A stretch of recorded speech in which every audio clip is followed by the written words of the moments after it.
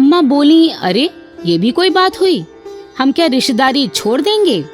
लोग कहेंगे नहीं कि अफसर बनते ही अपनों को भूल गए। रिश्तेदारी का ये मतलब नहीं है कि उनका बेजा काम भी कर दे।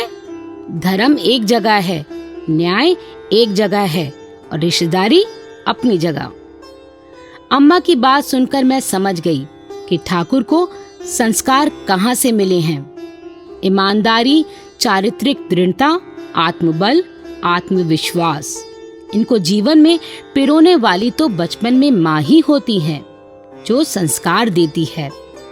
कुछ बड़ा होने पर शिक्षक संस्कार देता है और ठाकुर इस मायने में बहुत भाग्यशाली रहे कि जिस मारवाड़ी विद्यालय से उन्होंने अपनी शिक्षा प्रारंभ की, वहां विद्याभूषण जी जैसे आचार्य के सानिध्य का सौभाग्य मिला, जिसने उनके चरित्र निर्माण में एक बड़ी भूमिका निभाई। अम्मा की बात सुनकर मुझे एक आख्यान याद आया।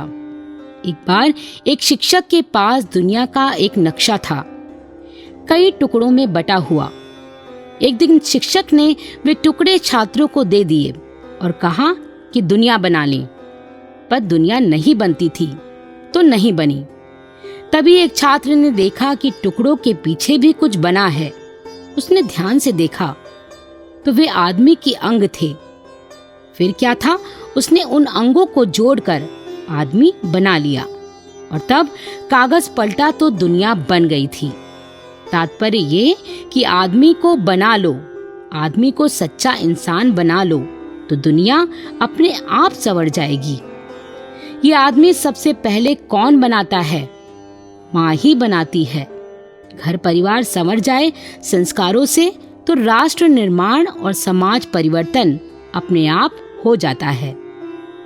अम्मा पढ़ी लिखी नहीं थी, किंतु अच्छाई और बुराई की लक्ष्मण रेखा को खूब पहचानती थी। उनके पास उम्र का अनुभव और धार्मिक सामाजिक पृष्ठभूमि थी। उनमें सही मायने में एक राजस्थानी महिला का आत्मबल था, जिसके बल पर संघर्षों से जूझते हुए उन्होंने अपने बेटे को पढ़ाया लिखाया और इस योग्य बनाया कि वह राष्ट्र की सेवा कर सके। एक दिन भैया जी ने मुझसे पूछा कि ठाकुर का क्या प्रोग्राम रहता है, वह कहाँ खाना खाते हैं और उन्हें कैसा लग रहा है। मैंने सोचा ये जानकारी मांगने का क्या उद्देश्य है।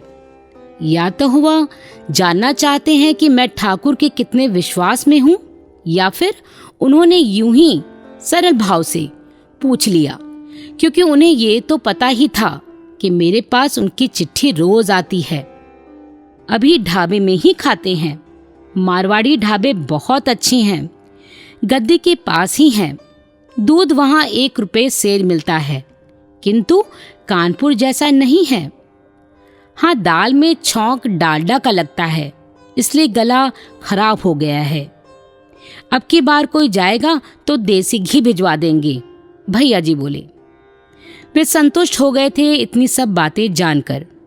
मैंने अम्मा को बताया इनके साथ पढ़े हुए देवेंद्र सुमानी के जीजा जी वहां के असरदार लोगों में हैं। उनका नाम नहीं मालूम, सब उन्हें कन्नानी जी कहते हैं। उनका एक कन्नानी मेंशन है। वहां 1-2 कमरों का फ्लैट दिलाने के लिए कहते हैं, पर वहां दोनों के लिए ही उचित नहीं है। फिर वहां ज्यादातर यूरोपियन और एंग्लो इंडियन लोग रहते हैं। कुछ बदनाम जगह भी है। अम्मा तो एकदम घबरा गई, कहने लगी, ऐसी जल्दी क्या है, धीरे से देख सुनकर जगह ले, वही अच्छा रहेगा। इन्होंने प्रोस्पेक्टस भेजा था, उसके अनुसार जो किताबें मंगवाई थी भिजवा दी। पब्लिक फाइनेंस के जो नोट्स मेरे पास रखे थे मैंने भिजवा दिए, शायद किसी काम आ जाएं। वैसे पढ़ाई तो ठीक ठाक चल रही थी, किंतु मन की उदासी किसी प्रकार कम होने का नाम ही नहीं ले रही थी। उदासी की इसी दौर में ठाकुर ने कई पिक्चर भी देख डाली। मयूर पंख, जूलियस सीजर, टैक्सी ड्राइवर आदि। पत्र में लिखा, मयूर पंख में मानवीय संवेदनाओं का चित्रण बहुत अच्छे ढंग से किया गया है, जो किशोर साहू की विशेषता है। फिल्म में राजस्थान की संस्कृति और जीवन का सही चित्रण है। वहाँ के लोगों का रहन सहन, उठना बैठना, रीति रिवाज बहुत ही अच्छे ढंग से दिखाए गए हैं। उदय शंकर का बैले भी देखा है। कला और सौंदर्य का अच्छा सम्मिश्रण था। अमला शंकर और उदय शंकर की जोड़ी बहुत ही अच्छी थी। मुझे लिखा कि ये सब यदि वहां आए तो अवश्य देखना। व्यस्त होने के बावजूद मुझे बताते रहते कि क्या पढ़ूं। फिल्म इंडिया, सरिता, धर्मयुग मंगाकर पढ़ने के लिए विशेष कहा। मैं भी उन्हें कानपुर के हाल लिखती रहती, जिससे कि वह अपने आप को अपने माहौल से कटा हुआ महसूस ना करें। दोस्त लोगों की चिट्ठियां भी जाती रहती थीं। कलकत्ते से एक किताब भेजी, देवेंद्र सत्यार्थी की धरती गाती है। किताब के एक बहुत अच्छे लगे पोर्शन को रेखांकित भी किया गया। देवेंद्र सत्यार्थी ने लिखा था, क्या लंका के इतिहास में कोई ऐसा राजा नहीं हुआ जिसे अपनी पटरानी से ऐसा ही प्रेम रहा हो जैसा शाहजहां को अपनी मलिका से था। काश यहाँ भी किसी राजा ने कोई मकबरा बनवाया होता। उसे पत्नी को दिखाते हुए मैं वह शब्द दोहराता जो आगरा में मेरे मुख से निकले थे कि ये सिर्फ शाहजहां की ही भेंट नहीं, ये पुरुष की भेंट है नारी के लिए। उस समय मुझे अपनी गरीबी भूल गई थी। मैं भी एक शाहजहां था, मेरी पत्नी एक मुमताज महल। रेखांकित हिस्से के साथ एक नोट लगा था, मैं अपनी सुशी को मुमताज से ज्यादा प्यार करता हूँ। पता नहीं शाहजहां को मालूम था कि नहीं कि उसका प्यार दौलत के सहारे खड़ा हुआ था और हमारा दिल की धरती पर। हमारे प्यार में दौलत की झूठी चमक नहीं है, वह दिल की धरती पर पनपा है और उसे देवताओं का आशीर्वाद प्राप्त है। इस नोट के द्वारा ठाकुर मुझे बताना चाहते थे कि इलाहाबाद की घटना एक भूला बिसरा क्षण मात्र नहीं था। वह स्मृति उतनी ही ताजी और जीवंत है जैसे डाली पर अभी खिला फूल। इधर मेरा ये हाल था कि एक पिघलती उदासी गहरी से और गहरी होती जा रही थी। कहाँ तो ये आलम कि दिन भर में एक क्षण भी खाली नहीं बीतता और कहाँ अब एक पथराया सूनापन लंबी दोपहरिया को घेर लेता था। जीने का जैसे कोई लक्ष्य नहीं था। कई बार मन करता सब कुछ छोड़ छाड़ कर कहीं छोटी सी जगह मैं चली जाऊं, जहां मुझे कोई ना जानता हो और ना मैं किसी को जानती हूं। सादा सा जीवन बिताऊं, सब झंझटों से दूर। घर में सबकी निगाहें जैसे मेरा उपहास करती लगती, क्योंकि हमारे व्यस्त क्षणों की साक्षी तो वे ही आंखें थीं और वे किस किस दृष्टि से हमें देखती थीं हम नहीं जानते थे। शायद लोगों का संशय था कि ऑफिसर बनने के बाद भी क्या हमारी मित्रता वैसी ही रहेगी।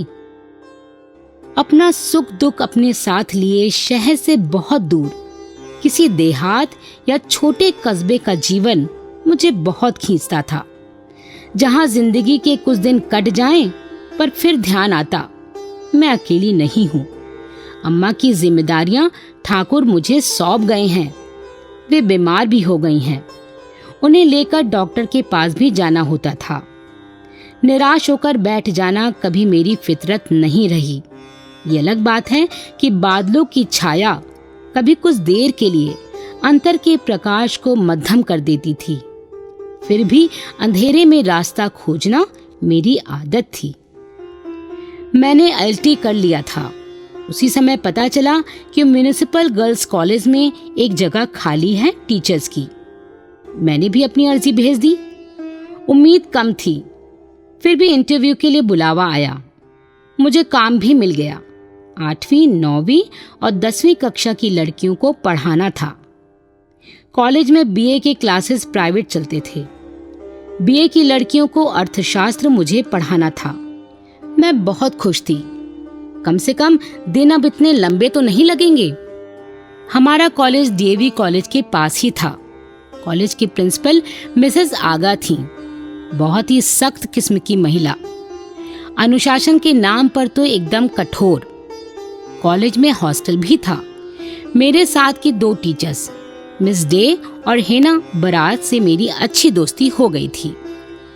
वे दोनों इलाहाबाद से आई थी और वहीं हॉस्टल में रहती थीं। क्लासेस से छुट्टी मिलती तो मैं अक्सर उनके कमरे में चली जाती। छोटा सा कमरा था, एक किनारे पलंग पड़ा रहता था, सिरहाने एक मेज जिस पर किताबों के ढेर या नोट्स की कॉपियां। एक छोटे टेबल पर हीटर रखा रहता था। टेबल के नीचे के हिस्से में कुछ डिब्बे। वैसे ये लोग खाना तो हॉस्टल के डाइनिंग हॉल में ही जाकर खाती थीं, पर कभी कभी सूजी का हलवा या उपमा हम बना लेते थे। ये चीजें जल्दी बन भी जाती थीं और स्वादिष्ट भी लगती थीं। फिर हम वहीं लेट जाते। खूब गपशप होती। बेकार सी लगने वाली बातें भी हमारी बातों में महत्वपूर्ण हो जाती।